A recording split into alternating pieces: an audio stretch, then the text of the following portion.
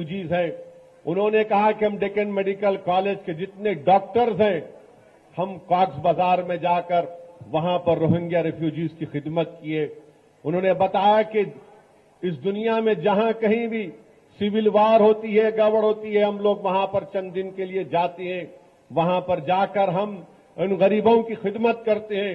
उन्होंने मुझे बताया कि हम इजराइल को जाते हैं, वेस्ट बैंक और गाजा में जब ये गड़बड़ से पहले हम डॉक्टर्स को लेकर जाते हैं और वहां जो छोटे बच्चों के दिल में जो तकलीफ होती है उनका ऑपरेशन करते हैं। आप बताइए, एक चिराग सालारे मिल्लत ने रोशन किया, आज उसकी रोशनी सारी दुनिया में महक रही है, चमक रही है।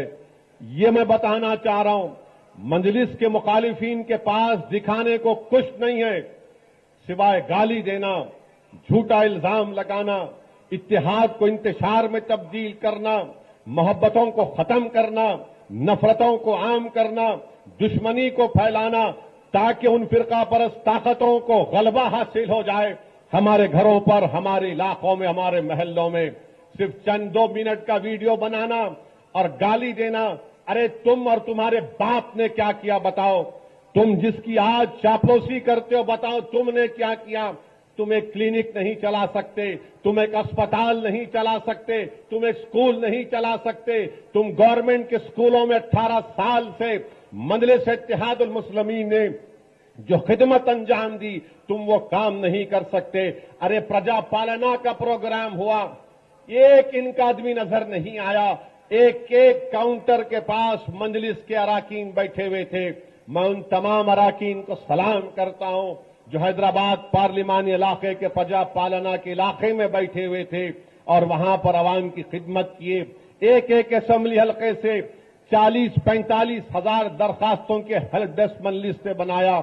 मैं हमारे अराकीन को, सदर मोतमदीन को, असेंबली अराकीन असेंबली को सलाम करता हूं और उनको भी बता रहा हूं कि अपने इस जज्बे को बरकरार रखिए।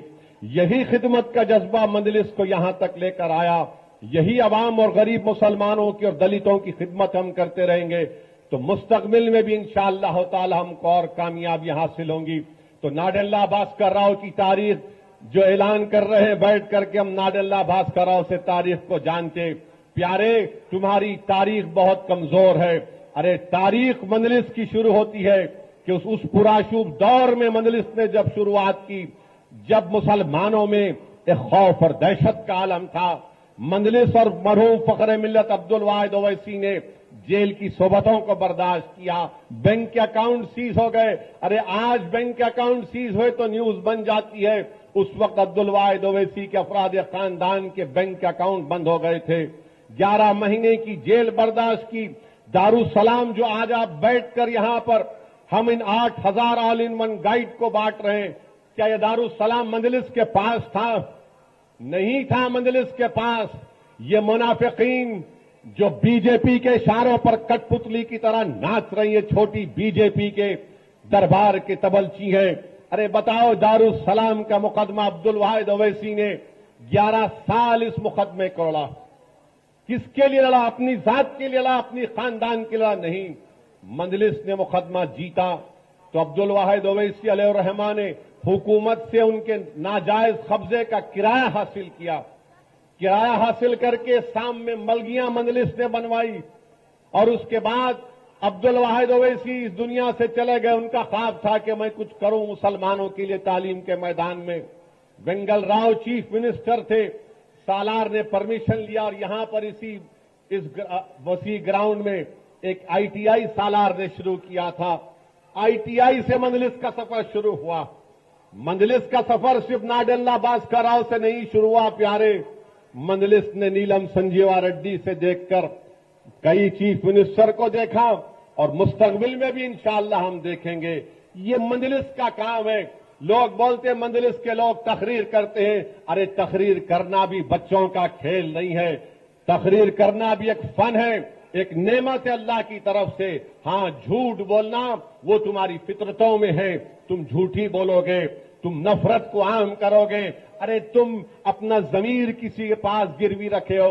ये मजलिस जो इतने बड़े बड़े बिल्डिंग आज आप देख रहे हैं, मैं इन तुलबा और तालिबात को बता रहा हूं, देखो ये जो बिल्डिंगें हैं तुम इसके मालिक हो, वो इसी हॉस्पिटल, असरा हॉस्पिटल की बिल्डिंग तुम उसके मालिक हो, ये मेरा नहीं है, ये आपका है, ये कौम की अमानत है। मैं मर जाऊंगा, हम तमाम मर जाएंगे, मगर ये तुम्हारी जिम्मेदारी है कि तुम इदारों को जिंदा रखना, तुम दारुस्सलाम को सुबह क़यामत तक आबाद रहना। अरे मैं इस दुनिया में आया हूं तो मैं जरूर जाऊंगा इस दुनिया से, मैं इस जमीन में जाऊंगा और इंशाअल्लाह ताला अल्लाह दोबारा हमको उठाएगा। जब क़यामत का ऐलान होगा तो हम तमाम अपनी खबरों से उठेंगे और हर कोई अपने अपने अमाल का जवाब देगा। अगर कोई राय बराबर नेकी करेगा तो अल्लाह उसका सिला देगा, अगर कोई राय बराबर गुनाह करेगा तो उसका जवाब देना पड़ेगा।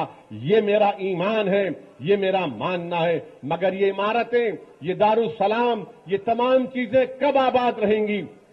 क्या जज्बाती तकारीर से आबाद रहेंगी? नहीं, आपके इत्तेहाद से आबाद रहेंगी, आपके सियासी शऊर से आबाद रहेंगी, आपके मुत्तहदा वोट के इस्तेमाल से आबाद रहेंगी।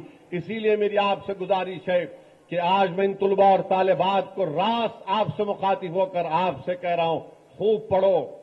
खास तौर से मेरी इन बेटियों से कह रहा हूं कि तुम अगर पढ़ोगे तो तुम्हारे एक के पढ़ने से ना सिर्फ आपके घर में एक चिराग रोशन होगा इल्म का, बल्कि अगर कोई हमारी बेटी तालीम याफ्ता हो जाएगी तो कल वो किसी की बीवी बनेगी इंशाअल्लाह ताला, एक नेक आदमी की, कल वो की मां बनेगी इंशाअल्लाह ताला। और जब वो मां तुम बनोगे तो तुम अपनी औलाद को इल्म के जेवर से आरास्ता करोगे, तुम उनको इल्म की अहमियत को समझाओगे। तो इस मुल्क में, हमारे वतन अजीज में मुसलमानों को अगर इंसाफ चाहिए, मुसलमानों को ये नाइंसाफी का खात्मा अगर आप चाहते हैं, मुसलमान अगर चाहता है कि उसकी इबादत गाहों की हिफाजत हो, मुसलमान ये चाहता है कि उससे हम हुकूमतों से अपनी बात को मनवा सके, तो याद रखो आपको तालीम याफ्ता होना पड़ेगा, आपको अपनी सियासी ताकत को मजबूत करना पड़ेगा, अपनी मजलिस को मजबूत करना पड़ेगा। तो ये तमाम चीजें आप अपने जहन में रखिए और इंशाअल्लाह ताला ये आज मजलिस इत्तेहादुल मुस्लिमीन की जानिब से जो ऑल इन वन डिस्ट्रीब्यूशन किया जा रहा 8,000 पूरे तेलंगाना में, मैं उम्मीद करता हूं कि ये आप तमाम के लिए फायदेमंद साबित होगा। मैं उम्मीद करता हूं कि आप तमाम लोग इंशाअल्लाह ताला एसएससी में आला नंबरात और दर्जात के साथ कामयाबी हासिल करेंगे। मैं उम्मीद करता हूं कि हमारी बच्चियों के वालिदैन खुदा के लिए इनको पढ़ाओ। यकीनन मैं भी एक बाप हूं, अल्लाह ने मुझे भी बेटियां दी हैं, मेरे पर भी जिम्मेदारी है कि मैं उनको तालीम याफ्ता बनाओ और फिर उनको अच्छे और नेक घर। नमस्कार, मैं हूं मानक गुप्ता। अगर आपको हमारा ये वीडियो पसंद आया हो तो इसे लाइक और शेयर जरूर करें और हां, हमें सब्सक्राइब और फॉलो करना ना भूलें ताकि आप देश और दुनिया की कोई खबर मिस ना करें। तो जुड़े रहिए हमारे साथ और देखते रहिए न्यूज़ 24।